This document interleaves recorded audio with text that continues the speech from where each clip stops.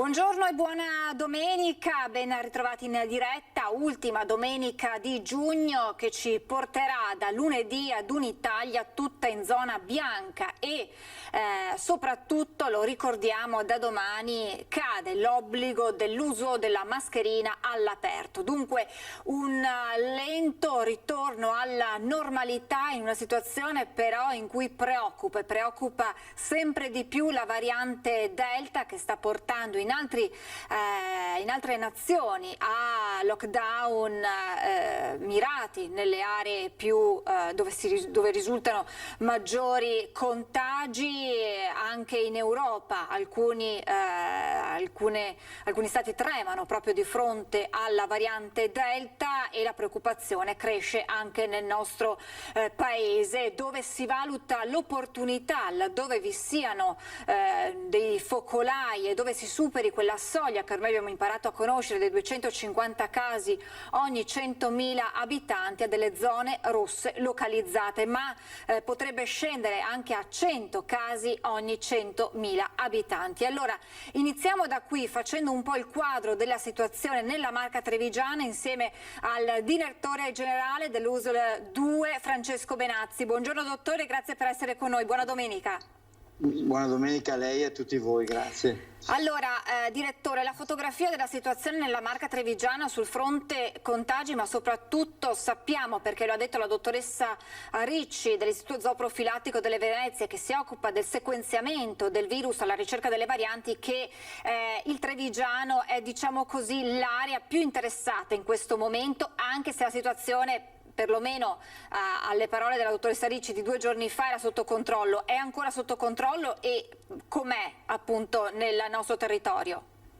Sì, guardi, passato il pericolo, usiamo questo termine, ormelle, dove quella comunità indiana era stata testata ed era stata trovata la variante indiana, grazie al tracciamento fatto dai nostri e soprattutto a un periodo di bassa intensità di contagi, siamo riusciti a isolarla tranquillamente. Oggi stiamo andando bene, noi siamo a 6 contagiati ogni 100.000 abitanti, quindi veramente molto bassa. È chiaro che non bisogna abbassare l'attenzione assolutamente, perché il problema esiste. Sappiamo tutti che questa variante è 30, 40, addirittura qualcuno dice 50 volte più contagiosa della Delta, della variante inglese, quindi massima attenzione, tant'è che il presidente Zaia giustamente ci ha dato il compito di fare tanti tamponi per effettuare tanti tracciamenti e tanti isolamenti al fine di evitare di ritornare ad essere in zona rossa. L'indicazione della regione appunto è quella di una 30.000 tamponi al giorno a livello regionale e quindi l'obiettivo è proprio quello di intensificare quello che è lo screening, quindi la fase di prevenzione. Si partirà dalla settimana prossima, direttori, con che modalità per quanto riguarda l'ULS 2? Come agirete sul territorio?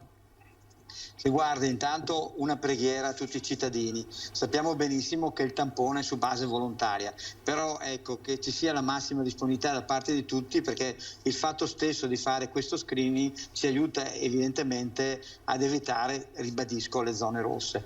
E quindi noi partiremo intanto dai punti vaccinali da martedì, facendo ovviamente il tampone a tutte le persone che stanno attendendo dopo la prima dose i 15-20 minuti post vaccinazione, post vaccino, e per cui chiederemo a loro la possibilità di fare il tampone. Mi auguro che tutti ci diano la loro disponibilità.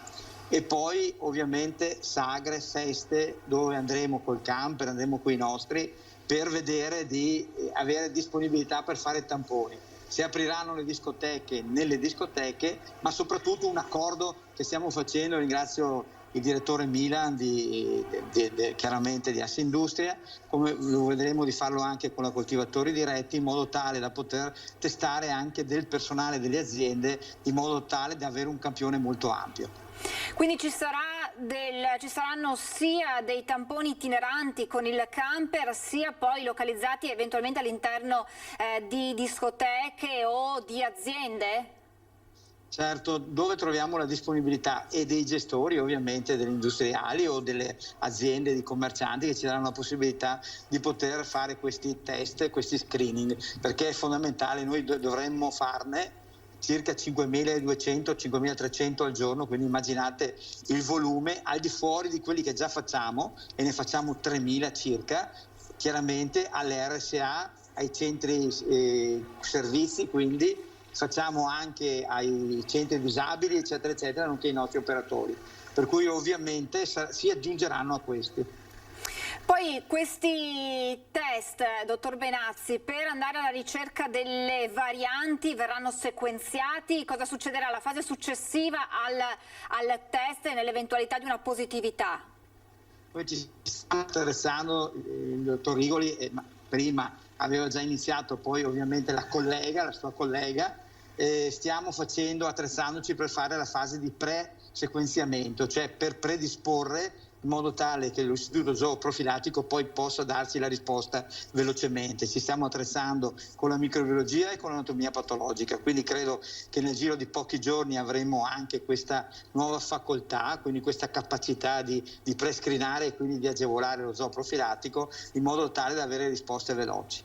All'interno dei centri vaccinali, ha detto, si parte da martedì, chi sarà ad effettuare questo test? Immaginiamo non chi si occupa delle vaccinazioni, sappiamo che c'è una catena di montaggio, chiamiamola così, molto puntuale e molto precisa, quindi servirà nuovo personale, e c'è questo personale alla luce anche del fatto che siamo nel periodo estivo. Immaginiamo che anche gli infermieri e i medici debbano godere delle meritate vacanze visto il periodo che si lasciano alle spalle.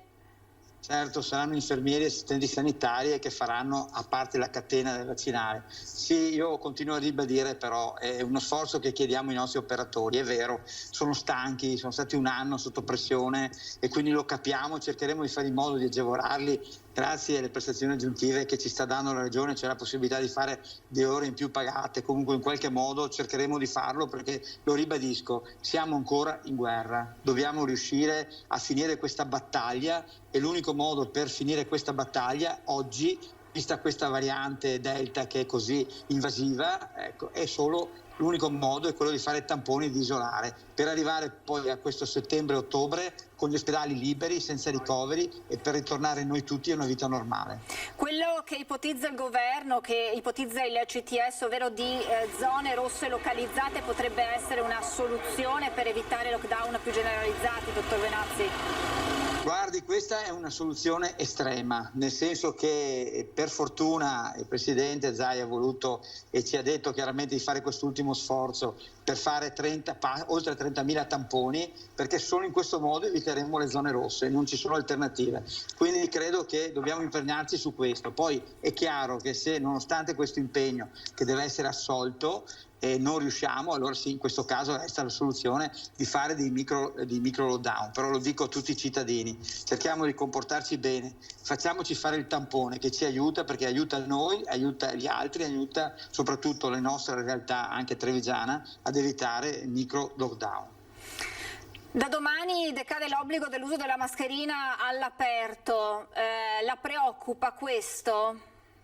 No, guardi, mi preoccupa meno di altre cose, cioè io credo sostanzialmente che la mascherina all'aperto non ci siano problemi, visto anche il clima, visto che stiamo anche vaccinando, e quindi ecco, mi preoccupa di più, mi creda, il fatto che qualcuno non voglia vaccinarsi, che qualcuno non voglia arrivare a fare la seconda dose. Questo mi preoccupa di più che la mascherina.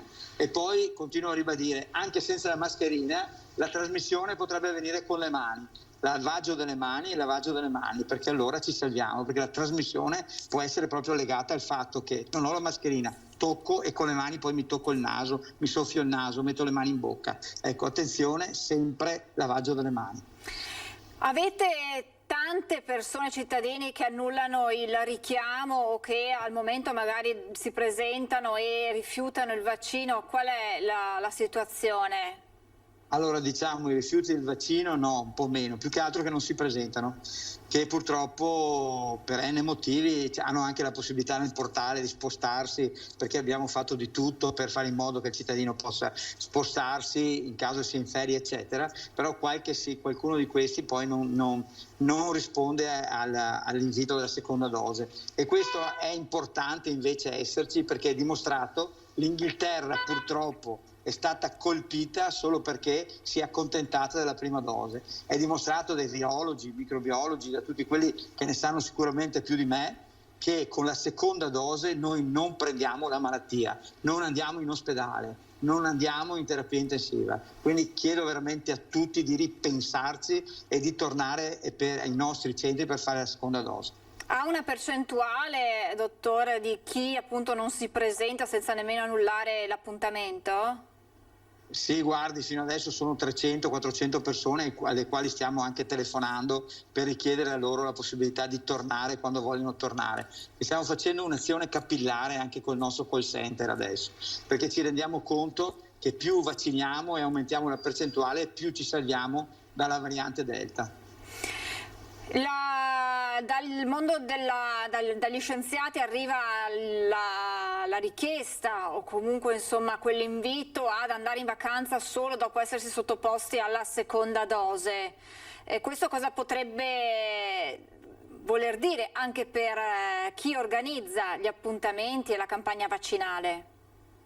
Allora, noi siamo disponibili, abbiamo degli slot, degli spazi per chi vuole anticipare, ovviamente negli ambiti dei giorni giusti per creare immunizzazione. Ecco, perché ricordo a tutti è preferibile fare qualche giorno in più che qualche giorno in meno, perché quel qualche giorno in più ci può aumentare la risposta, sicuramente che qualche giorno in meno. Comunque, in ogni caso, siamo disponibili. Hanno ragione gli scienziati, hanno ragione i virologi, andare all'estero con questa circolazione del Delta chiaramente è solo con la seconda dose si è sicuri e tranquilli, anche per evitare di fare i tamponi ogni 48 ore per andare. Io credo che sia una assicurazione, mi passi il termine, sulla vita, ma soprattutto sulla vita libera che il cittadino può fare senza problemi. Quindi l'appello è quello di rispettare la scadenza, di rispettare quello che è l'appuntamento che viene fissato al momento in cui ci si sottopone alla prima dose, osservarlo in modo attento, perché è fondamentale proprio per arginare la diffusione delle varianti. È fondamentale vaccinarsi per arginare proprio le vaccinazioni varianti. Ribadisco, l'Inghilterra, Docet, insegna purtroppo che a causa di quella tranquillità che in quel paese si è data a livello politico, dicendo chiaramente ai cittadini state tranquilli, vacciniamo tutti con la prima dose, siete coperti, ha creato evidentemente questa mutazione importante. Quindi noi dobbiamo veramente puntare a vaccinare il più possibile. Come sta andando la campagna vaccinale? C'è stato un rallentamento? Si parla di una fornitura di dosi di vaccini non secondo le previsioni, doveva esserci un boom di arrivi a giugno, la cosa ha rallentato. Come si sta procedendo e che previsioni avete di nuove forniture per le prossime settimane? Allora guardi, noi per fortuna con le dosi che abbiamo, noi stiamo facendo 8.000, 8.500, 9.000 vaccini al giorno, che è un buon numero. Con le dosi che sono arrivate riusciamo a coprire tutti i richiami senza spostare gente. Stiamo anche facendo 2.500, 3.000 persone al giorno, nuove dosi. Ecco, è chiaro che siamo stati fortunati perché nel periodo, diciamo nel mese di giugno, abbiamo avuto anche noi a Treviso 50.000 dosi alla settimana. Adesso stiamo andando verso le 30.000. È chiaro che ci auguriamo tutti che il governo riesca, come dire, a imporsi a livello europeo e portare a casa ancora dosi per poi darle a noi e darle alle regioni. Vi soddisfa la percentuale di cittadini trevigiani che si sono sottoposti alla vaccinazione, che hanno insomma tra ciclo completato e richiami già prenotati? Sono percentuali che in qualche modo vi tranquillizzano anche di fronte proprio alla circolazione di queste varianti, o è ancora troppo poco? Allora guardi, per quanto riguarda, devo dire la verità, abbiamo fatto anche un appello ai giovani con il nostro primario pediatria Martellossi, perché i ragazzi di 12-19 anni convincere i genitori affinché si vaccinassero. Poi devo dire che i trentenni, ventenni, trentenni, 35 anni sono quelli che vengono di più, perché evidentemente sono quelli che hanno più voglia di libertà, di stare all'aperto, di evitare la mascherina, di andare nei locali. Abbiamo qualche criticità negli over 60, ai quali chiedo veramente di venire a vaccinarsi. Abbiamo ancora un 27-30% di questi che non si è vaccinato, e ricordo a tutti, sono oggi la categoria più a rischio, perché gli over 80 si sono vaccinati. Quindi attenzione, attenzione, attenzione. E purtroppo c'è anche una percentuale diciamo significativa di personale all'interno di ospedali ed RSA per i quali è scattata, come previsto insomma dalla normativa, una sospensione. Numeri, direttore, e questo rischia di mettere in qualche modo, di rallentare il lavoro all'interno delle corsie di ospedale e delle RSA, che sappiamo essere già in sofferenza per quanto riguarda il personale. È chiaro che adesso noi abbiamo mandato la diffida finale, in 5 giorni queste persone hanno l'obbligo o di vaccinarsi, abbiamo aperto degli spazi per la vaccinazione, oppure di dirci chiaramente che non sono intenzionate. In questo caso valuteremo la possibilità di inserirle in un lavoro diverso, se ciò non è possibile saranno sospese senza stipendio. È chiaro che questo comporterà qualche difficoltà riorganizzativa. Abbiamo messo in conto, d'altronde le leggi vanno rispettate, è un decreto legge che è stato convertito in legge, quindi va rispettato, per cui noi abbiamo l'obbligo di rispettarlo. Segnaleremo anche all'ordine, per quanto ci riguarda cercheremo di organizzarci, per fortuna c'è una graduatoria di azienda zero, parlo per quanto riguarda gli infermieri, nella quale potremo attingere e dalla quale stiamo facendo attingere i centri servizi, cioè le case di riposo.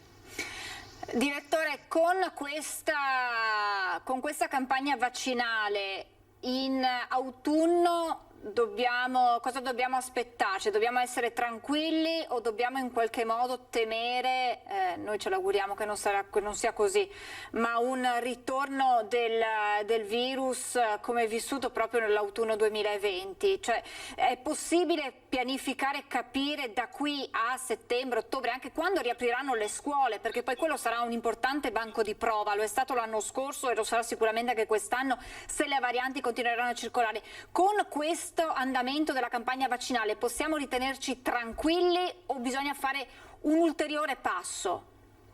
Guardi, sicuramente con la vaccinazione siamo tranquilli, l'importante è che la gente venga a vaccinarsi e non consideri già chiuso l'episodio solo perché oggi non abbiamo più casi. Questo non significa niente, significa che comunque l'unico modo per essere coperti è arrivare all'immunità di gregge, e abbiamo ancora molto da fare. E in secondo luogo, per fortuna, con i tamponi ovviamente, e quindi i tamponi che andremo a fare e i tracciamenti, sono convinto che riusciremo ad isolarlo, per cui arriveremo a settembre tra vaccinazioni, augurandoci che arrivino vaccini, e i tracciamenti che andremo a fare a una situazione di tranquillità. Ultimissima domanda riguarda i medici di base, perché sappiamo che è forse emergenza è troppo, però insomma è una situazione che state monitorando, perché, e ce lo dicono i cittadini che chiamano alla nostra redazione, tanti medici di base che vanno in pensione e cittadini magari più anziani che erano abituati ad avere il proprio medico di riferimento sotto casa, costretti a spostarsi, anche se magari di poco, ma in altri comuni. Sì, e questa è una situazione vera. Guardi, io faccio parte del baby boom, come si suol dire, cioè di quelli che si sono laureati tanti anni fa e che avevano un numero, ed erano numerosissimi. Oggi poi, con la selezione che ha fatto l'università, soprattutto aprendo pochi posti, si è creata questa situazione. Adesso c'è un cambiamento di tendenza, per fortuna, anche perché le regioni hanno molto spinto verso il Ministero affinché si aprissero posti, però avremo ancora 3 anni di sofferenza, da 2 a 3 anni di sofferenza. Cosa si può fare? Beh, credo che sia fondamentale la rete che stiamo facendo con i comuni, che ci daranno una mano, per cercare di fare una rete a maglie strette. E poi continuo a ribadire, noi avremo un comitato aziendale dove andremo a proporre i medici famiglia, telemedicina e teleconsulto. Cioè, quindi lavorare molto così con gli specialisti, e poi l'infermiere di famiglia, cosa che la Regione sta già attuando e attivando, che potrebbe essere il trade union tra il medico di famiglia, dove farà le cose che servono di più, e dove che tutta la cronicità, quindi i pazienti che vengono seguiti con i percorsi per la cronicità, saranno seguiti ed aiutati dall'infermiere di famiglia, che ricordo è un professionista laureato e con competenze. Grazie davvero al direttore generale dell'USL 2 Francesco Benazzi per questa fotografia puntuale della situazione nella Marca Trevigiana. Grazie davvero dottore, buona domenica e buon lavoro. Buona domenica, grazie, arrivederci, grazie. Questo dunque è il lavoro che continua della sanità veneta. Adesso la sfida si chiama variante Delta, è fondamentale tracciare, è fondamentale sottoporsi al tampone ed è fondamentale vaccinarsi rispettando quelle che sono le tempistiche anche della seconda dose, che garantisce una copertura ancora più elevata contro il contagio anche dalla variante Delta, quindi è responsabilità di tutti noi, anche alla luce da domani del venir meno dell'obbligo della mascherina all'aperto. Io vedo già in collegamento il presidente della Camera di Commercio di Belluno Treviso, Mario Pozza, che saluto. Chiedo però di pazientare pochi minuti perché ho una breve pausa pubblicitaria e poi arriveremo da lui per parlare dell'economia in questa fase post pandemia, con una sfida per i prossimi mesi molto molto importante. Ci vediamo tra poco. Rieccoci in diretta, l'ho annunciato prima della pausa pubblicitaria, abbiamo in collegamento, e lo ringrazio per essere con noi, gli auguro buona domenica al neoriconfermato Presidente della Camera di Commercio di Belluno Treviso, Mario Pozza. Buongiorno Presidente, ben ritrovato. Buongiorno, grazie a voi per l'invito. Allora, intanto complimenti per questa riconferma, perché lo ha detto anche il Presidente Zaia, è importante in questa fase così delicata avere una persona che conosce il tessuto economico, che ha già affrontato il pieno della pandemia e che sicuramente ha le idee chiare su quelli che sono gli obiettivi per i prossimi mesi di rilancio, ci si augura in una situazione sanitaria più tranquilla. Sì, ringrazio il Presidente Zaia che ha avuto gentili espressioni nei miei confronti, l'assessore Caner, Marcato. Sì, è una riconferma data da un lavoro fatto in questi 5 anni assieme alla squadra, alla Giunta e al Consiglio, in cui ci sono state tante sfide ne abbiamo davanti, e questa continuità del mandato ci permetterà sicuramente di mettere in campo ancora azioni e soprattutto a supporto del rilancio dell'economia, che è la mission della Camera di Commercio, del turismo, soprattutto quelle aziende legate alla ristorazione, agli alberghi che stanno soffrendo molto, e quindi c'è veramente tanto lavoro da fare e ripartiamo alla grande. Una competitività, Presidente, con gli altri paesi europei che passa attraverso che cosa? Quali sono le sfide che aspettano le aziende del nostro tessuto, che sono particolari, che hanno delle caratteristiche particolari? Ma le sfide sono quelle legate ovviamente agli strumenti che al giorno d'oggi permettono alle imprese di essere competitive, cioè la digitalizzazione e la copertura quindi della banda larga, della fibra ottica, che siamo carenti non solo in montagna ma anche in pianura. Questa è la prima sfida a livello internazionale, perché abbiamo poi l'esperienza di chi ha investito e non è mai ritornato indietro come sviluppo aziendale, assolutamente. Poi c'è ovviamente la sfida del rilancio. Diremmo che questa è una guerra, non è una guerra che si combatte in maniera tradizionale, ma contro un nemico che stiamo per conoscere ormai, e grazie ai vaccini questa guerra la stiamo vincendo. E quindi mi appello a quanto ha detto prima il dottor Benazzi: chi non è vaccinato si faccia il vaccino e faccia la seconda dose, perché lo fa per i propri cari e lo fa per il sistema paese, e soprattutto perché solo così si combatte questa guerra e questo nemico. E di conseguenza la ripartenza dopo questa grande incognita, direi che è una ripartenza che darebbe al nostro paese una grande opportunità, come nel dopoguerra, di rilancio, di competizione, ma soprattutto, a differenza di prima del dopoguerra, che eravamo un paese distrutto, noi abbiamo alle spalle un paese che, bene o male, che piaccia o non piaccia, siamo sempre tra le prime economie del mondo, 7, 8 terza economia del mondo, la seconda in Europa, e questo dobbiamo riprenderlo e valorizzarlo e sostenerlo ancora di più con tutti gli interventi che possiamo mettere in campo come sistema camerale, come istituzioni. La prova di quello che abbiamo fatto nel periodo più difficile del Covid ne è stata proprio questa rete tra tutte le istituzioni per dare alle imprese continuità nel poter lavorare e produrre. Sappiamo come la crisi abbia colpito in modo trasversale. Quali sono le realtà che sono riuscite a tener duro e che hanno sofferto meno, e quelle invece che stanno facendo i conti e che molto probabilmente nei prossimi mesi faranno davvero i conti con la crisi dovuta alla pandemia? Ma allora, innanzitutto le realtà che hanno tenuto sono quelle legate ovviamente alla filiera dell'alimentare, perché devi mangiare e di conseguenza queste sono quelle che hanno tenuto, anzi ancora di più sono cresciute. Parallelamente quelle che in questa filiera ne hanno sofferto di più sono cosa? La ristorazione, gli alberghi, perché non c'è vita sociale, perché il paese è un paese come il nostro che il turismo conta molto, soprattutto in Veneto, siamo la prima regione in Italia, e queste hanno ancora davanti una strada molto molto in salita. Il settore del tessile, dell'abbigliamento, quindi dello sport system, un settore veramente in crisi che si stava riprendendo prima del Covid, invece ha avuto una mazzata in più. Basta ricordare la stagione invernale che si è chiusa, abbiamo avuto una neve mai da tanti anni così in abbondanza, e purtroppo abbiamo dovuto fare i campionati mondiali di cortina a porte chiuse. E perciò tutto quel settore lì sta vivendo una crisi profondissima.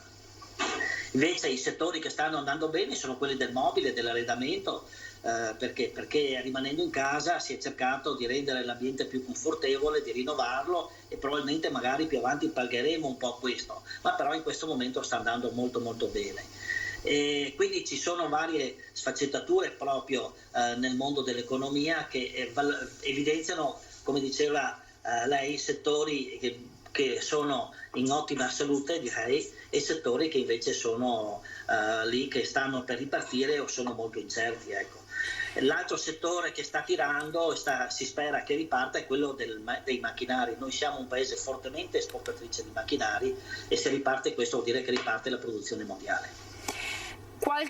Chi è più pessimista dice che non abbiamo ancora visto davvero la gravità della situazione, faremo i conti con le ripercussioni della crisi, degli stop obbligati, forzati nei prossimi mesi, nel prossimo autunno, anche alla luce di quelle che potrebbero essere novità sul fronte licenziamenti, con lo sblocco.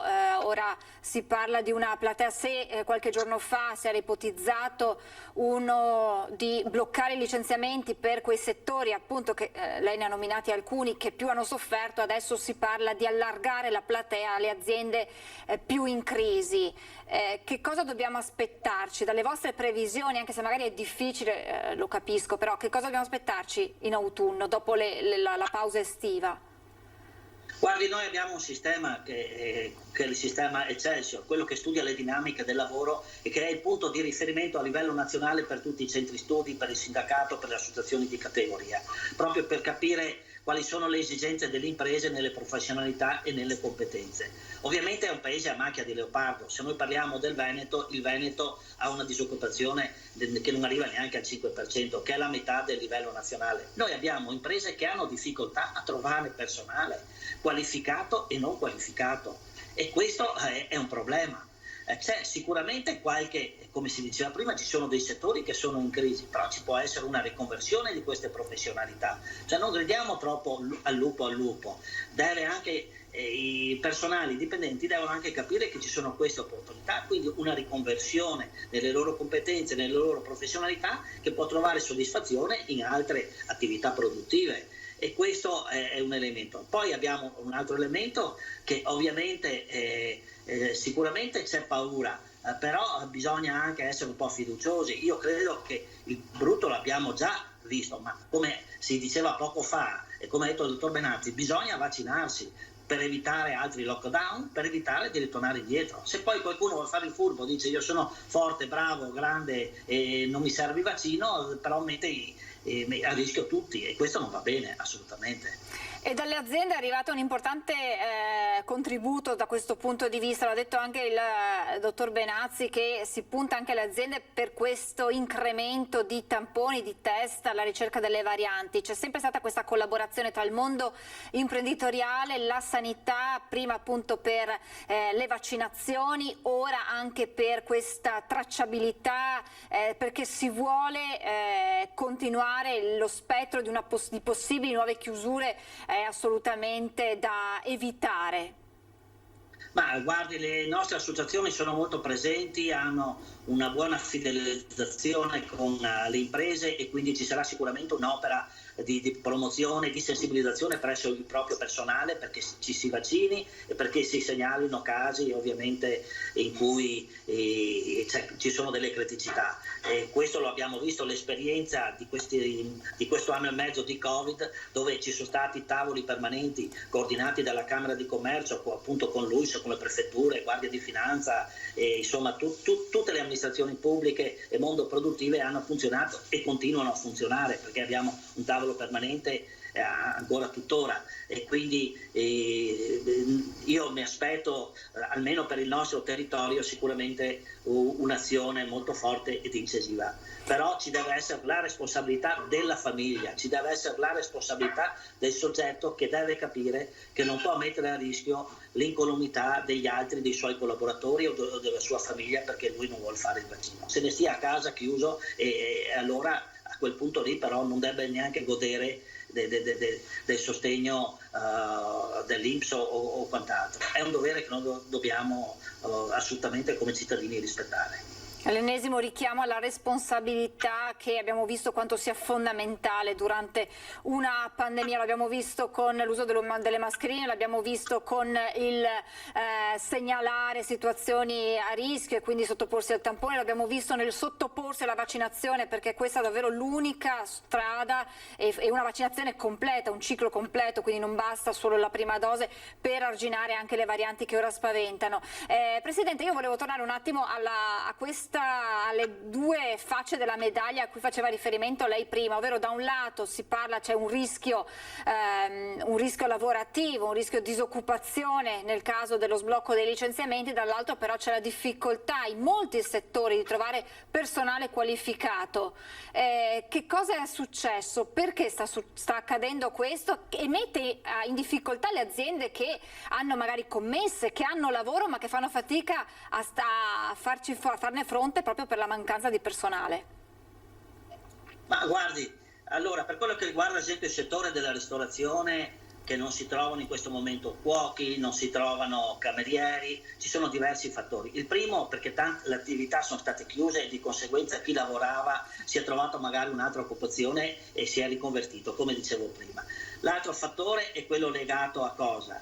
Alla mancanza di giovani, alla mancanza proprio di risorse umane, perché il calo demografico, perché tanti emigranti sono andati via, e poi qualcuno dice: ma perché le imprese pagano poco? Guardate, non è un problema solo dell'impresa che paghi poco, è che nella busta paga c'è troppa pressione fiscale, e di conseguenza, essendoci una pressione fiscale molto alta, che è pari all'oltre il 65%, costa all'azienda e a poco arriva al dipendente. E quindi il reddito di cittadinanza, il reddito di sostegno di crisi, insomma, questi qui agevolano cosa? A rimanere più a casa e magari trovarsi un lavoretto in nero, e quindi tra il lavoretto in nero e il reddito di cittadinanza, che è servito, per carità, è servito, però deve essere rimodulato. Adesso il governo aveva l'opportunità in questo periodo che se uno trovava lavoro poteva avere la sospensione del reddito di cittadinanza. Non l'hanno voluto fare per i lavori stagionali, la politica. E questo non va bene, bisogna essere elastici anche su questo. Se io trovo lavoro per 3 mesi, sospendo l'ammortizzatore sociale e vado a lavorare, dopo magari quel lavoro può diventare un lavoro permanente.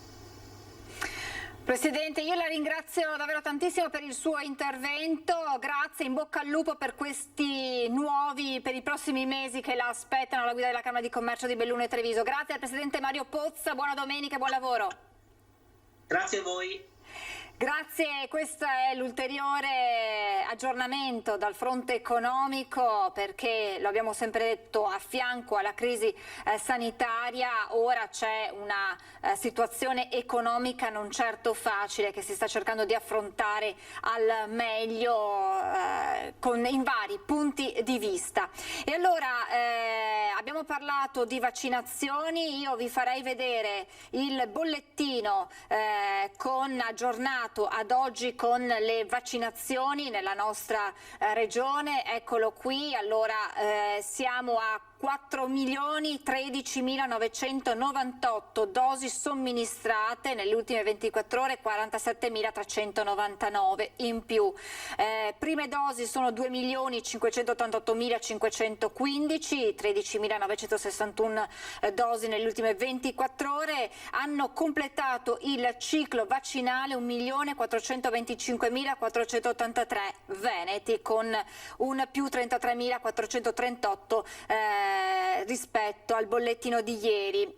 Nelle ultime 24 ore è stato somministrato il 90,6% di dosi fornite e andiamo a vedere, perché è importante anche capire, la popolazione con almeno una dose è il 53,4%, il 28,6% dei veneti ha completato il ciclo vaccinale. Per quanto riguarda invece le fasce di età, ed è importante anche questo parametro, vediamo che gli ultra ottantenni, il 96,5% ha ricevuto almeno una dose e l'88,3% ha completato il ciclo vaccinale.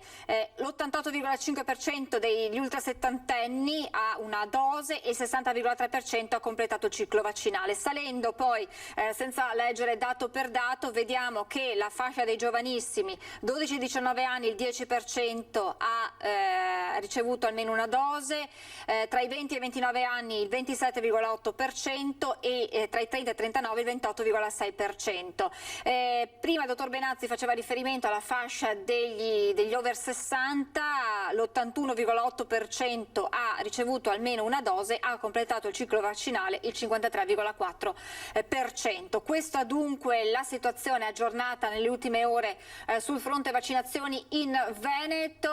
E a proposito di riapertura, a proposito di ritorno alla normalità, lo ricordiamo, da domani tutta l'Italia sarà in zona bianca, da domani via l'obbligo della mascherina all'aperto, e c'è un mondo fermo da più di un anno, che è quello delle discoteche, che ha ricevuto negli ultimi giorni delle buone notizie, probabilmente parziali buone notizie, ce lo dirà il diretto interessato, di una riapertura, la possibilità di riaprire solo all'aperto e con Green Pass. Quindi paletti che sicuramente non aiuteranno una riapertura completa. E vado a salutare dunque Giannino Venerandi del SILB Treviso. Buongiorno, ben ritrovato.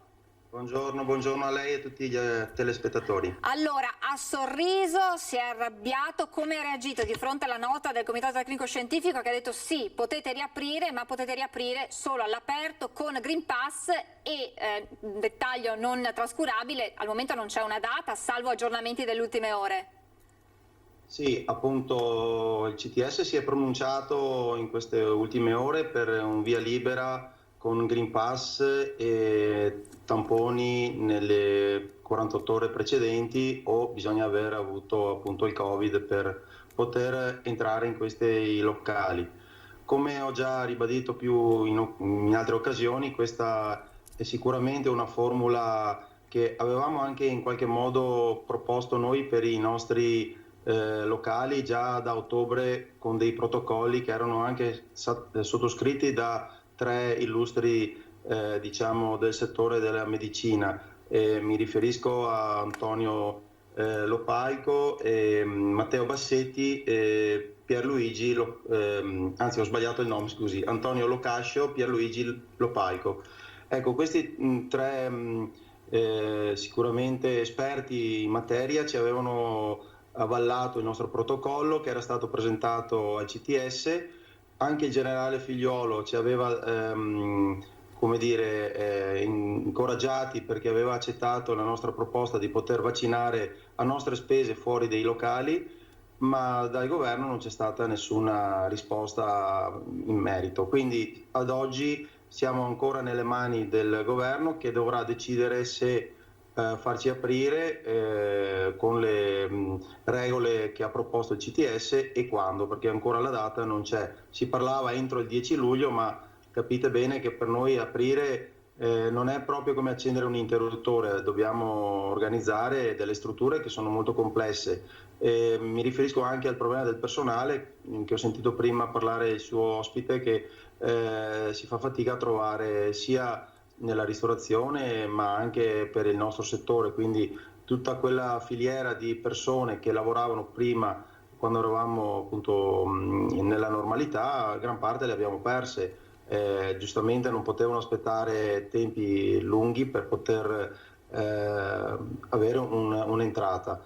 È vero anche che quei sostegni dati in maniera così per alcuni anche giusta, ma per molti la trovo sbagliata, ha prodotto questo appunto, che tanti si sono un po' adagiati e adesso è difficile farli riabituare a un lavoro che può essere anche di sacrificio, oltre che comunque in un contesto che può essere visto come di divertimento, ma c'è sempre da fare dei sacrifici anche in quel mondo.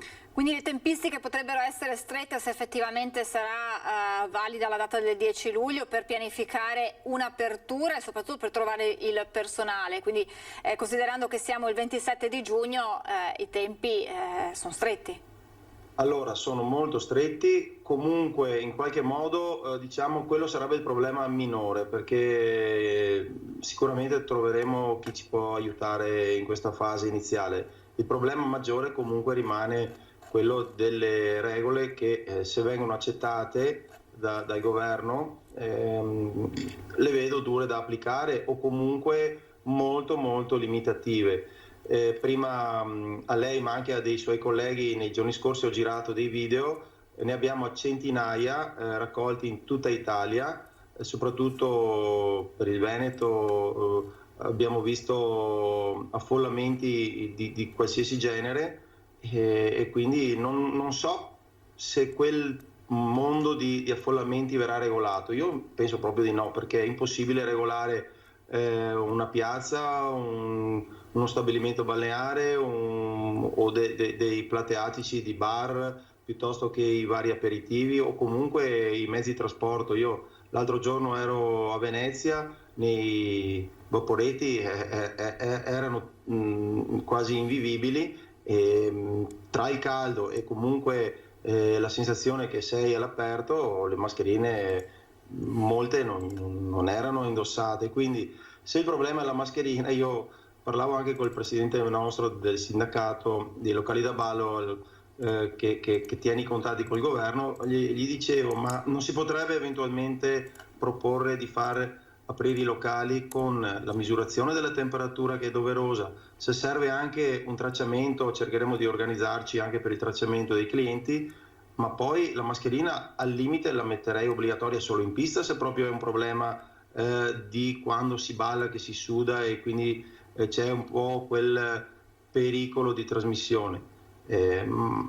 Io avrei proposto una cosa del genere, però mettere il Green Pass come regola basilare è sicuramente un buon metodo, ma per noi come attività è molto dura da applicare, perché i giovani non sono ancora vaccinati o una piccola parte, quindi noi viviamo anche con il mondo dei giovani, quindi apriamo e rimaniamo vuoti, quindi è come non aprire, mentre fuori in maniera incontrollata vediamo di tutto.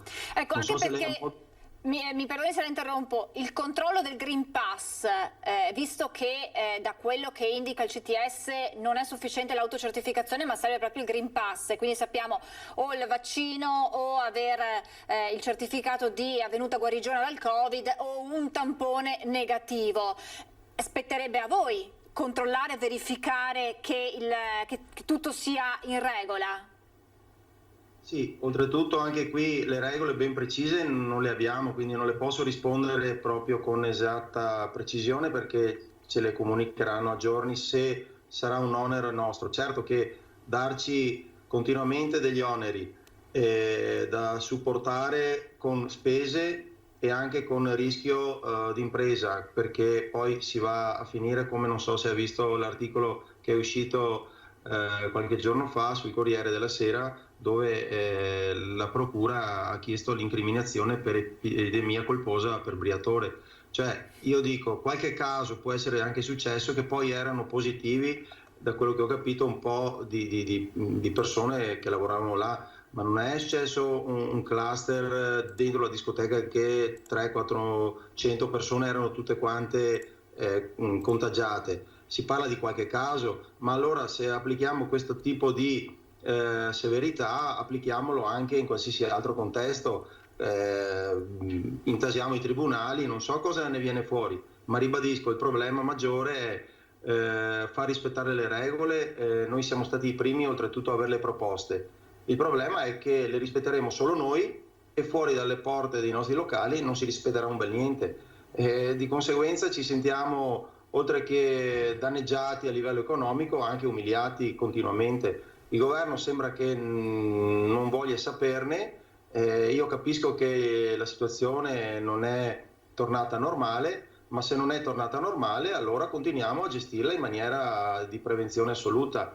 Piazze, strade, chioschi, trasporti e qualsiasi altra attività, per non parlare degli stadi o le feste dopo le partite di calcio, non devono essere aperti, non devono essere luoghi di ritrovo di massa, se no mi sembra solo un pretesto per dire abbiamo fatto qualcosa e prendiamo un'attività di mira per far capire che abbiamo fatto degli interventi, ma che per noi non serviranno a niente, serviranno solo a farci forse spegnere del tutto le luci sui nostri locali. La riapertura solo all'esterno è un buon compromesso? Può essere al momento, visto che siamo in estate, una buona soluzione? Guardi, in Italia di affiliati al SILB ci sono circa 3.000 locali, danno lavoro a più di 100.000 persone, solo il 10% dispone di spazi all'aperto, quindi ben venga anche aprire in quel modo per questo periodo, ma oltre a far lavorare i locali con gli estivi, io mi auguro che vengano aperti anche quelli che non hanno l'estivo, oppure devono essere indennizzati. Lo chiediamo da più di un anno. Noi siamo disponibili a stare chiusi, ma abbiamo fatto investimenti, abbiamo fatto, come tanti altri imprenditori, i nostri sacrifici, abbiamo dato lavoro a tante famiglie e a tanti lavoratori a noi collegati. Quindi tenerci chiuso non è che facciamo sicuramente un bene per l'economia. Possiamo dire facciamo un bene alla sanità, come le ripeto, ma allora dobbiamo farlo anche per tutti gli altri contesti, se dobbiamo contenere un contagio che continua ad esserci dalle parole di qualche virologo. Chiaramente le notizie che arrivano dall'estero non sono chiaramente le più positive, ma in Italia mi sembra che siamo in una situazione molto più tranquilla. Se dagli aeroporti verranno fatti dei controlli severi in modo da non portarci dentro di nuovo altre varianti, penso che con le nostre attrezzature, con i nostri sanitari, che sono veramente dei grandi professionisti, riusciremo a gestire bene questa situazione. Per quanto comunque riguarda i locali, all'aperto è una soluzione che l'abbiamo già accettata l'altro anno, l'avevamo gestita a mio dire bene, tranne qualche episodio che magari può essere stato visto un po' come troppo esagerato. Certamente chi sbaglia deve essere punito anche per il nostro settore, ma la stragrande maggioranza degli imprenditori si è comportata in maniera molto responsabile. Abbiamo gestito bene le regole che ci erano state date, anche se erano un po' particolari, diciamo, per non dire assurde, perché chiedere il distanziamento in pista da ballo tra le persone di 2 metri quadri, tra persone, capisce bene che noi non possiamo mettere dei box per tenere le persone staccate. Le persone devono essere anche un po' responsabili di quello che fanno. Noi abbiamo fatto gli annunci, l'abbiamo pubblicizzato in maniera molto attenta e molto visibile, con cartellonistiche. I nostri operatori erano pronti a intervenire in qualsiasi momento dove c'erano momenti di assembramento, se vogliamo usare questo termine, ma in maniera, diciamo, accettabile. Quello che non è accettabile, secondo noi, è che ancora ad oggi dopo una campagna vaccinale che sta andando molto bene, dopo che stiamo vivendo un periodo relativamente tranquillo, vediamo affollamenti veramente assurdi, senza mascherine, dove si canta, si balla lo stesso, però il nostro settore ha il bollino rosso, non lo capiamo questa mentalità di qualche politico che forse è molto distante dalla realtà, non si accorgono di quello che succede in tutta Italia. Adesso in questa fase preoccupa, ne abbiamo parlato prima con il direttore generale Benazzi, la variante Delta. Ci diceva proprio il direttore che adesso si procede con una tracciabilità molto forte, quindi tamponi che verranno fatti nelle aziende, durante le feste, nei punti vaccinali, e parlava il direttore anche della possibilità di intervenire proprio nelle discoteche quando apriranno, e quindi chi vorrà naturalmente la possibilità di eseguire, di effettuare questi tamponi, questi test anche tra i ragazzi. Voi come gestori delle discoteche come vedete questa possibilità? Come dicevo, noi eravamo disponibili già da tempo con un protocollo che era stato presentato con varie regole, tra le quali anche la possibilità di fare i tamponi. Oltretutto ricordo che nei primi giorni di giugno o addirittura a fine maggio erano previsti 2 test in Italia, come erano stati già fatti in Europa, su 2 locali, uno all'aperto e uno al chiuso, con tutte le formule che avevamo proposto per verificare se quella soluzione poteva essere ideale per riaprire i locali. CTS non sembra averci dato tanto ascolto e neanche il governo, quindi i nostri locali non hanno potuto neanche dare un contributo vero e tangibile, mentre abbiamo permesso in uno stato all'interno dell'Italia che si chiama San Marino di fare un test 2 settimane fa, quindi confine con Rimini Riccione, dove i ragazzi con qualche chilometro raggiungono questa località, lì si può fare tutto e da noi no. Lo trovo assurdo, anche perché è stato un po' penalizzante a livello sia mediatico ma anche proprio a livello di organizzazione per quanto ci riguarda, perché eravamo disponibili in 2 strutture molto importanti in Italia, non ci hanno dato ascolto e poi vediamo che fanno questo test a San Marino. La trovo una situazione paradossale dove non veniamo minimamente considerati. Stiamo perdendo un mondo di artisti, di musicisti, di cantanti, per non parlare di professionisti del settore, quindi la filiera è molto ampia. Le ditte che ci fornivano e ci supportavano sono anch'esse chiaramente per quanto ci riguarda ferme, poi hanno trovato modo sicuramente di collaborare in altri contesti, ma veramente abbiamo stoppato una filiera importantissima e quindi se la sanità deve essere tutelata, come le continuo a dire, va tutelata giorno per giorno in qualsiasi contesto, e se dobbiamo tutelarla solo noi e tutti gli altri non capiamo questa formula strana, insomma. Quindi spero veramente che si possa tornare. Noi siamo disponibili a mettere dei punti all'esterno per fare i tamponi, purché questa formula ci permetta di agevolare il nostro lavoro. Non deve essere però un grande freno, altrimenti, come ribadisco in tutte le interviste, apriamo e chiudiamo, perché tanto non viene nessuno con questa formula. Ci sono troppi freni, quindi abbiamo bisogno di regole semplici per poter gestire i locali. Vogliamo ridurre un po' la capienza, ma non in maniera esagerata, perché anche lì l'attività non si regge. Va bene per riduzione di capienza, vogliamo controllare all'ingresso con la misurazione della febbre, va bene. Vogliamo tenere esempio la mascherina in pista se proprio sarà necessario per un primo periodo, va bene, però non possiamo costringere i nostri clienti a delle, non dico torture perché è un termine brutto, però a delle forzature per potersi divertire. Uno ci rinuncia, dice ma chi me lo fa fare? Vado fuori in piazza, lì c'è il DJ, c'è la musica, ci sono le luci, ci sono dei comuni in Italia che hanno organizzato delle feste da discoteca nelle piazze. Io non riesco proprio a capire. dei comuni, quindi sono rappresentanti dello Stato, certi sindaci hanno permesso che si svolgessero manifestazioni di qualsiasi genere nelle piazze. Lei ha dei video, quindi non sto parlando a vanvera, che le ho girato, e può anche farli vedere se vorrà in questa occasione o in altre. Certo, sì, purtroppo non abbiamo avuto la possibilità dal punto di vista di prepararli con le dovute cautele, quindi, però insomma li ho visti e sono video girati in varie parti d'Italia dove in effetti sono immagini che vediamo semplicemente anche aprendo i social di ragazzi che molto vicini senza mascherine. Non si parla solo di ragazzi, anche perché sì, certo.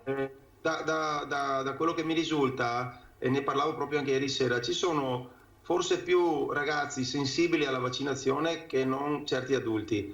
Certi adulti hanno dei preconcetti, si sono fatti chiaramente le loro idee, per carità rispettabili, però io da quello che ho percepito ci sono più giovani che vogliono vaccinarsi perché non vedono l'ora di essere lasciati in pace e di potersi divertire, oltre che svolgere tutte le altre attività, dallo sport e quant'altro. Quindi non capisco, ripeto, questa continua diffidenza verso giovani o il nostro settore. La Movida, che si nomina da ormai più di un anno, vorrei ricordare che non è un termine legato alle discoteche. La Movida è masse di persone che si ritrovano in qualsiasi luogo, e le masse sono fatte da persone di tutte le età. Io, come le ho detto prima, nei vaporetti piuttosto che in pullman o altri luoghi anche di lavoro, non ho visto mascherine indossate anche da gente adulta, quindi personalmente le dico non è stato sicuramente un bel messaggio fino ad oggi. Grazie a Giannino Venerandi del Silve Treviso. Torneremo ad aggiornarci quando ci sarà una data e quando davvero potrete riaprire i vostri locali. Grazie davvero, buona domenica e spero anche buon lavoro per i prossimi giorni, che arrivi presto questa riapertura per voi. Grazie davvero. Grazie, arrivederci a lei. Grazie, e adesso noi ci fermiamo per qualche istante di pubblicità, tra poco.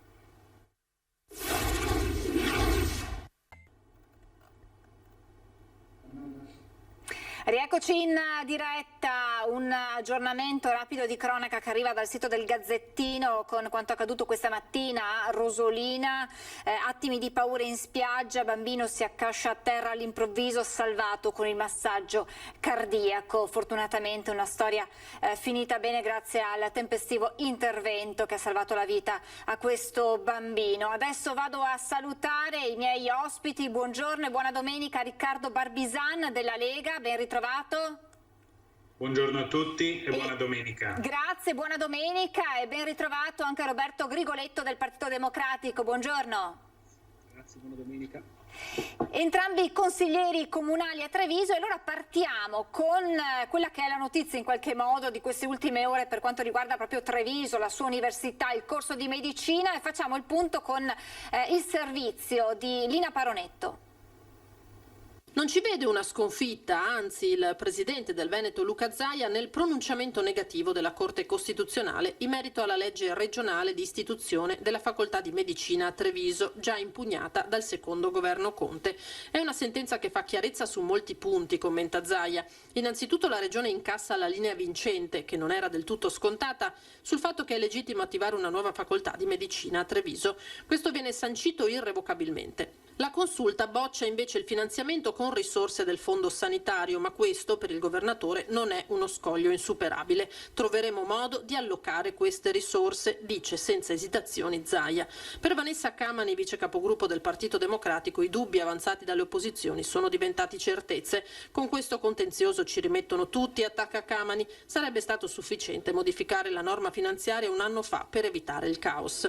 Nella pratica bisogna trovare una fonte alternativa di finanziamento per gli stipendi dei docenti. Credo che poi questo farà parte di un accordo che il Presidente della Regione farà con il Rettore in modo tale da dare continuità. Da quello che ho capito in questo periodo l'intendimento è quello comunque di mantenere l'Università di Medicina, facoltà di Medicina a corso unico a Treviso. Dunque uno stop che però non preoccupa i diretti interessati, insomma si aspetta dalla Regione che vengano trovati nuovi fondi appunto per finanziare, per pagare i docenti. Parto da lei Grigoletto e poi la replica di Barbisan. Sì, un'occasione purtroppo, se non è persa, comunque ritardata nel tempo, quindi anch'io concordo con quanto diceva la consigliera regionale del PD Camani, cioè probabilmente se un anno fa si fosse agito tempestivamente e non si fossero lasciate un po' così andare le cose, magari sarebbe riusciti a evitare appunto questo ulteriore ritardo. La facoltà di medicina a Treviso è assolutamente necessaria, la sentenza comunque ecco del Tribunale ci dice comunque che margini ci sono insomma per riprendere il percorso, però ecco adesso davvero la Regione speriamo faccia tesoro anche di questo stop e possa riprendere il cammino e finalmente portare medicina a Treviso. Barbisan, nessun rischio, ha detto il direttore Benazzi, lo ha detto anche il sindaco Conte, Medicina Treviso ci sarà nonostante questo stop? Sì, certo, anche perché noi siamo andati avanti con quella che è l'organizzazione del corso di medicina a Treviso.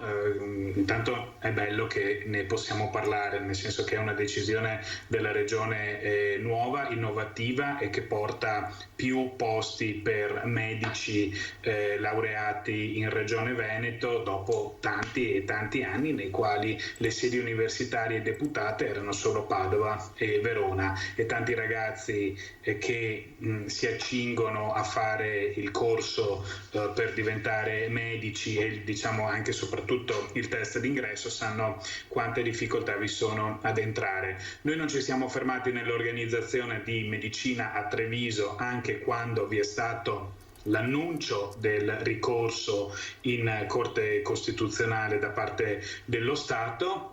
Non credo che questo debba compromettere la partenza del corso, o non credo neanche che vi debba essere per forza una dilatazione nel tempo. E credo che apra anche comunque un dibattito su come e quanto questo Stato ingerisca su quelle che sono le risorse di una regione per la sanità. Noi sappiamo che all'interno del budget che ci attribuisce appunto lo Stato circa 9-10 miliardi di euro all'anno per la gestione dei LEA, la Regione Veneto riesce a gestirli ed assicurarli, essendo una regione benchmark in Italia, secondo quello che dice il governo, anzi più governi di più colori politici. E quindi sottrarre, cioè utilizzare una parte di questi soldi per un corso di medicina non ci sembrava lesa maestà sicuramente, e anzi credevamo che rientrasse in quello che fosse l'assicurazione dei LEA, cioè dei livelli essenziali di assistenza per i cittadini veneti. Lo Stato italiano ha deciso così, secondo una comunque giurisprudenza della Corte Costituzionale, ahimè, che non dà novità negli ultimi anni dal punto di vista del decentramento e del federalismo. Forse bisogna fare delle riforme da questo punto di vista, però noi andiamo avanti con medicina a Treviso, 60 posti nuovi, quindi 60 nuovi medici negli anni che potranno far parte del sistema sanitario regionale, e quindi ci gioveremo di questo sia come veneti, perché poi questi medici andranno in tutto il sistema sanitario regionale, o chissà, come capita tante volte, andranno in giro per il mondo, perché la medicina veneta è capace di creare figure professionali che trovano allocazione anche in tutte le parti del mondo, e ce ne gioveremo anche come città, nel senso che avere un corso di medicina porterà persone, porterà movimento, porterà anche qualità scientifica alla nostra, è un accrescimento della cultura scientifica della nostra città. Grigoletto, è una forma di ingerenza dello Stato nella politica regionale? No, credo proprio di no. La Corte Costituzionale credo faccia il suo lavoro, quindi voglio dire, la risposta, insomma, la sentenza che c'è stata, insomma, parla chiaro. Zaia non se ne preoccupa, speriamo che Zaia abbia ragione. Io concordo con il consigliere Barbisan che sicuramente di medici e di infermieri c'è assoluto bisogno, abbiamo visto in questo anno e mezzo quanto bisogno ci sia di queste figure. Ecco, piuttosto magari forse la regione in questi anni, magari di lunga amministrazione, avrebbe magari potuto investire sulla sanità. Io credo questo piuttosto. Quindi no, nessuna ingerenza da parte dello Stato, piuttosto forse ci sarebbe la necessità di un maggiore impegno e investimento di risorse da parte dell'amministrazione regionale.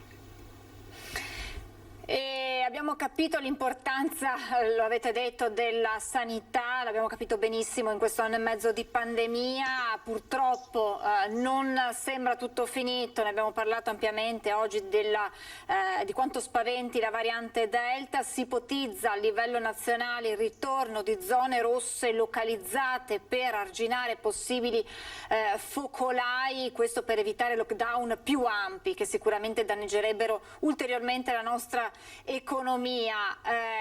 Barbisan, vanno bene queste zone rosse? Bisogna intervenire come in questa fase? Da domani viene meno l'obbligo della mascherina all'aperto, alcune regioni, la Campania con un'ordinanza del governatore De Luca invece proroga ancora questo obbligo. Cosa dobbiamo aspettarci?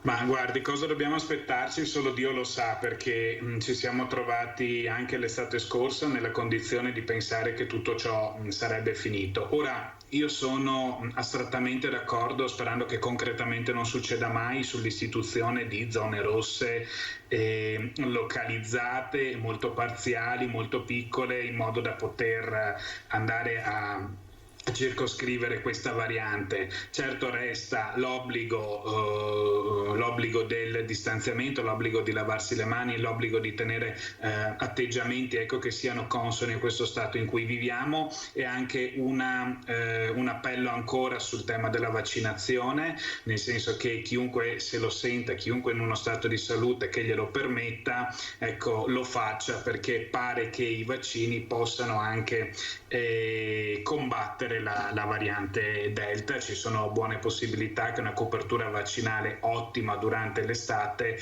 possa sconfiggere questo spettro, che sinceramente sarebbe qualcosa di talmente deleterio che io, guardi, non voglio neanche, a parte che non lo so e candidamente lo affermo, di come potremmo trovarci e cosa dovremmo fare davanti alla variante Delta, anche perché non spetta a me dirlo. Però devo dire che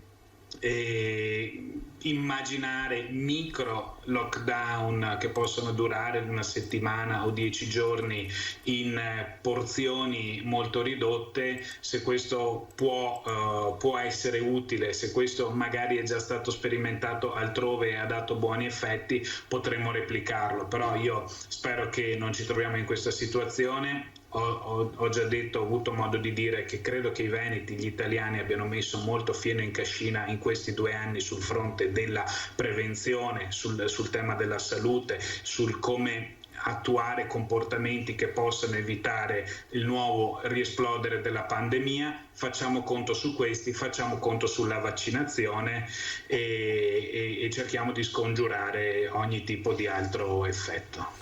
Grigoletto, lei è professore, ha a che fare tutti i giorni con i ragazzi. Qual è la risposta dei giovani di fronte a questa pandemia? Che cosa le dicono a lei e ai suoi colleghi? Che cosa ci dobbiamo, che previsioni ci sono anche per il nuovo anno scolastico che ci si augura essere in presenza? Addirittura si sta valutando se far rientrare a scuola i ragazzi senza la mascherina che li ha accompagnati in questi mesi. Qual è il polso dal mondo della scuola? Intanto tutto l'anno, questo è già un grande risultato visto come era iniziato, si è svolto. Abbiamo molta responsabilità volontà da parte dei nostri ragazzi, tutti quanti hanno voluto vaccinarsi. Questo è un segnale importantissimo, soprattutto ad alcuni adulti che invece all'appello alla vaccinazione non rispondono, sono abbastanza riottosi.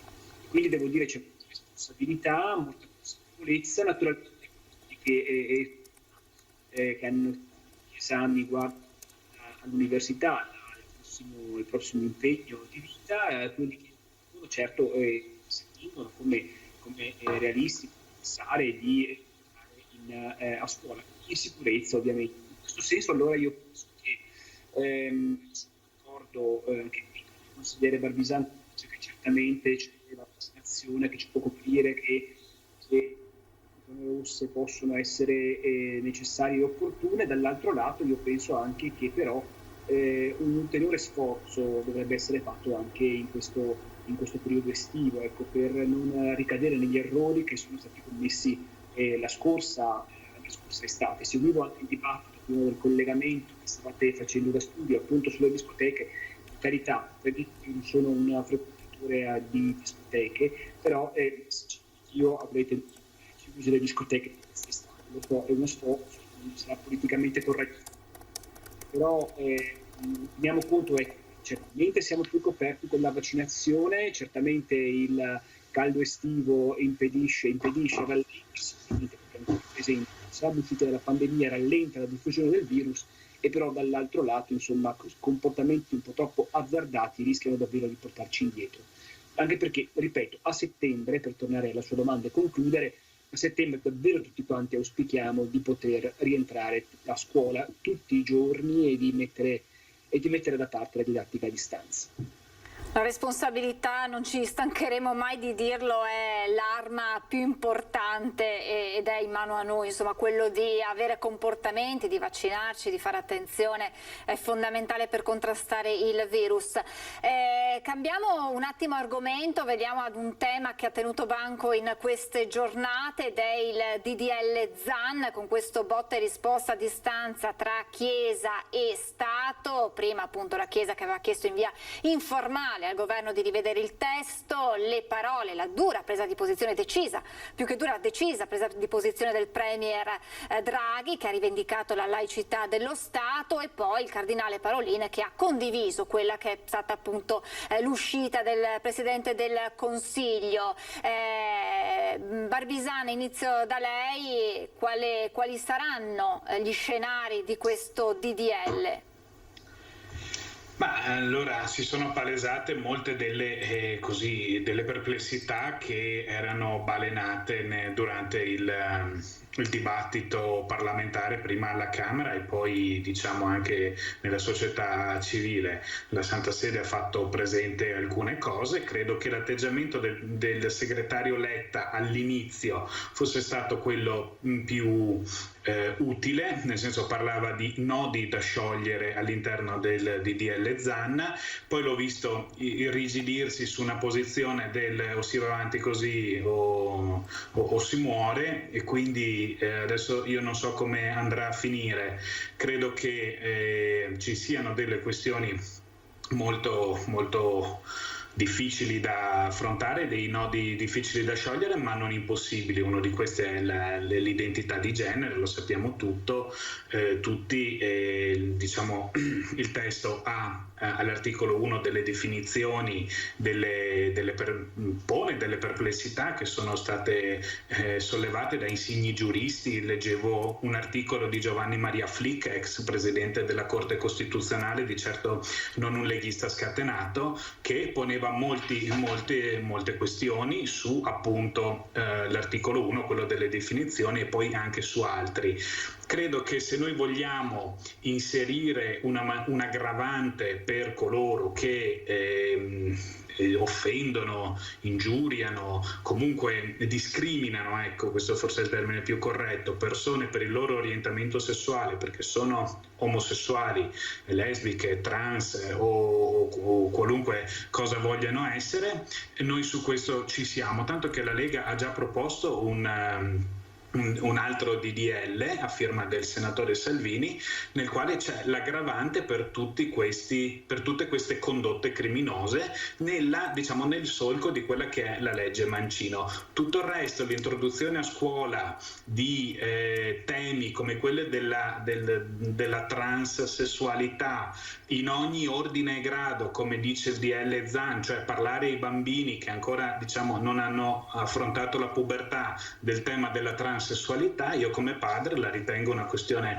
inaccettabile. Credo che venga e debba essere ribadito il principio fondamentale che all'educazione sessuale dei propri figli ci spetta come agenzia primaria la famiglia, e che la scuola debba essere solo a supporto e ancillare rispetto a quella che è una visione che una famiglia può avere, che può avere tutte le visioni che vuole, ma non dobbiamo rientrare in una sorta di stato etico nel quale a scuola ti spiegano cosa devi pensare. A scuola primariamente ti devono insegnare storia, geografia e inglese, ce ne sono molte di cose da insegnare, e Roberto Grigoletto è un professore che su questo si impegna molto, su tutto quello che è come percepire se stessi, la sessualità e il rapporto con questa questione anche molto complessa della vita umana. Credo che i genitori debbano essere i primi deputati e che la scuola debba essere solo a loro sostegno.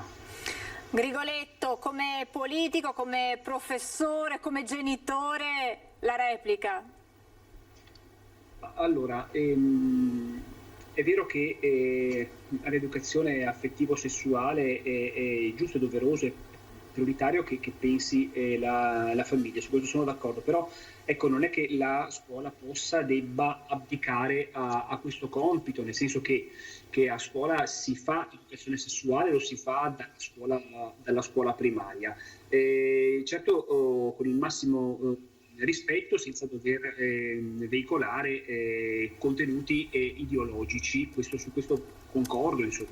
Vi è una educazione che è anche una istruzione, che è anche una formazione.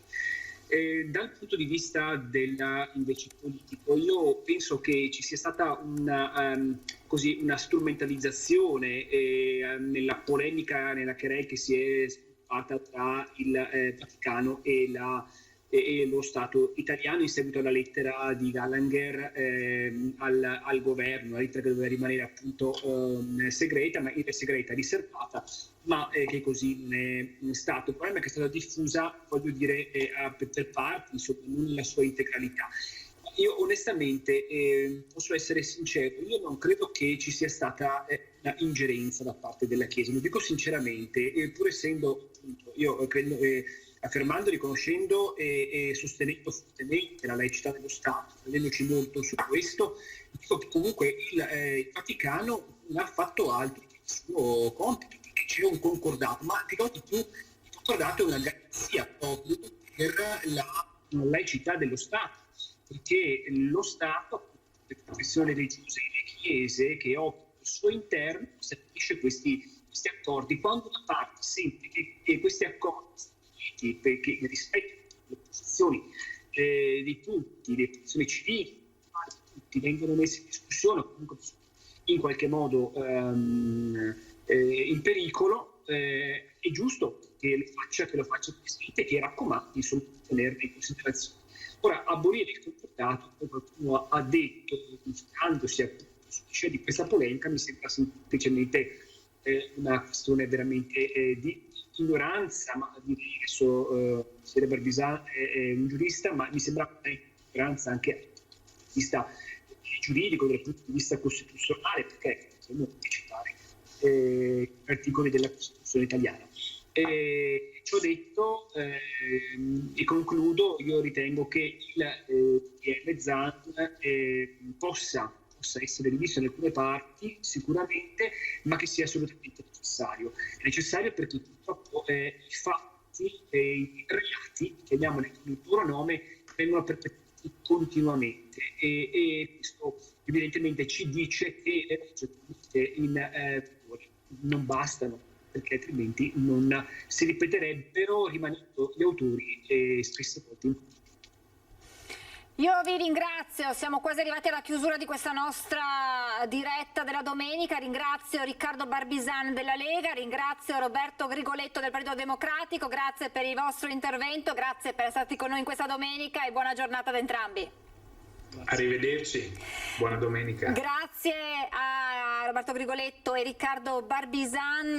Prima di salutarci, alcuni aggiornamenti di cronaca. Partiamo dall'incidente che è accaduto questa mattina. Questa è una foto, è avvenuto questa mattina, come detto, a Jesolo. Vedete le immagini di quest'auto quasi completamente distrutta, è accaduto all'alba alle 5:20 in via Roma Destra. L'auto è uscita di strada ed è finita contro un albero. Sono rimasti feriti in modo grave 2 giovani. I vigili del fuoco sono arrivati dal distaccamento di Jesolo, hanno estratto uno dei 2 giovani, è rimasto incastrato tra le lamiere dell'auto, mentre l'altro era già assistito dal personale sanitario del SUEM appropriatamente intervenuto. I 2 feriti sono stati stabilizzati e trasferiti in ambulanza in ospedale. I carabinieri hanno deviato il traffico ed eseguito i rilievi di legge. Le operazioni di soccorso dei vigili del fuoco sono terminate alle 7 con la rimozione della vettura dalla sede stradale.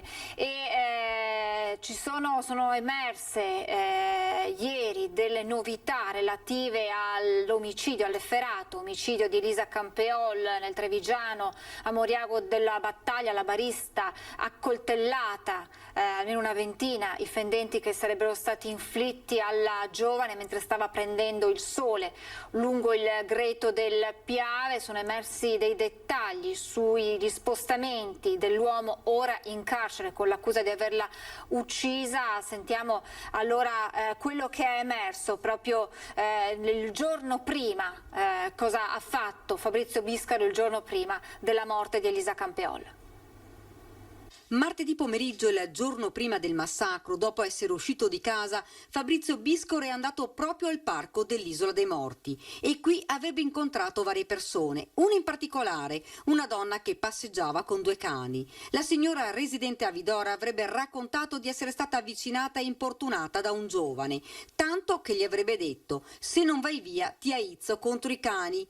Poi, impaurita, avrebbe denunciato tutto ai carabinieri. Una fatalità da chiarire.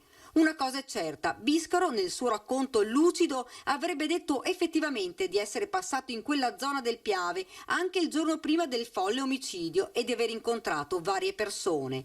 Un sopralluogo? Forse c'era troppa gente ed ha desistito? Solo lui potrà chiarire anche questo particolare. Il resto lo ha spiegato e ripetuto senza esitazione. Prima ha acquistato numerose schedine dell'Enalotto a Folline in questa tabaccheria, fra l'altro è stato ripreso dalle telecamere di sicurezza ora nelle mani dei carabinieri. Poi il 34enne ha iniziato quel giro fra Feltrina e la zona vittoriese per tutta la notte.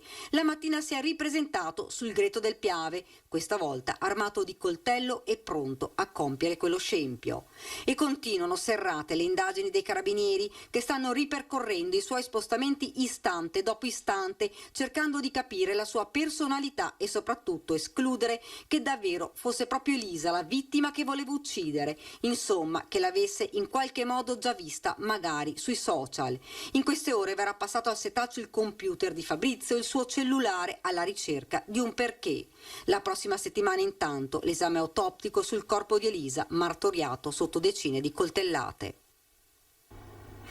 Siamo in chiusura, le notizie di Antena 3 torneranno questa sera alle 19:30 con l'edizione trevigiana dei nostri telegiornali. Vi lascio alle previsioni meteo, grazie per essere stati con noi e buona domenica ancora.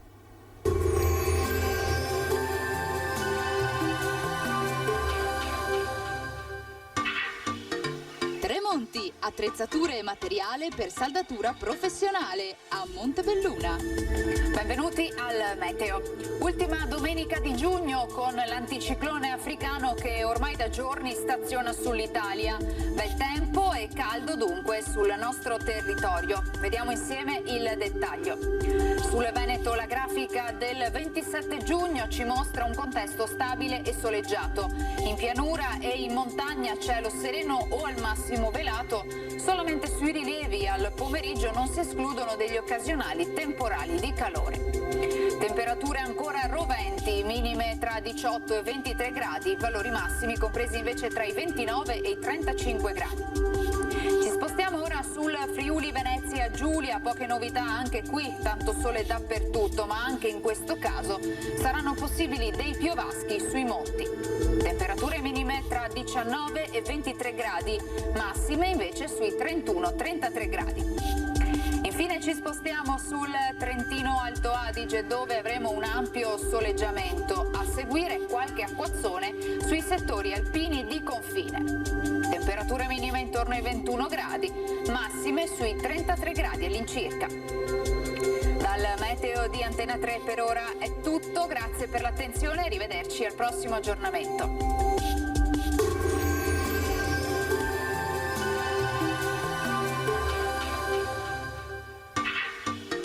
Tremonti, attrezzature e materiale per saldatura professionale a Montebelluna.